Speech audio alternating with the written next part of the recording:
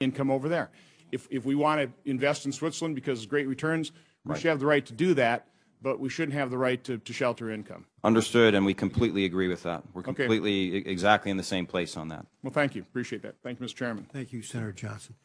Well, you may be in the same place, but the Swiss government surely is not, still has on the law you cannot release the names of a account. You cite that for not complying with a subpoena. So maybe your bank is in that position, maybe for future deposits, but it sure as heck does not reflect where the Swiss government is. And your bank is using the Swiss government's position in arguing against the enforcement of subpoenas. It says it puts you in a difficult position. But you come to this country and you're governed by this country's laws, by almost universally accepted law. And yet you hide behind the Swiss law, even though you're operating here.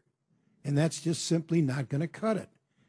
The trouble is that the Justice Department has been deterred by the Swiss government's law, which you folks cite, and year after year after year goes by with subpoenas not being enforced to get the names that we've got to have if we're going to enforce our tax laws and collect taxes which are owing to the United States. So that's a huge issue. Is it not true that the Swiss law continues to have on its books, you cannot release the name of your account holders? Is that true? Yes, that is true. And they haven't changed their laws, have they? Well, as we said, the I know protocol, it goes through treaties. I understand the whole business of treaties. And I know all the holes that are in the treaties, including the one that's being apparently heard today in our Foreign Relations Committee. I mean, in that treaty, you've got to, you buy a lawsuit if you operate under that treaty, because under Swiss law, now passed by the Parliament, the defense against that request is you've got to prove that the bank to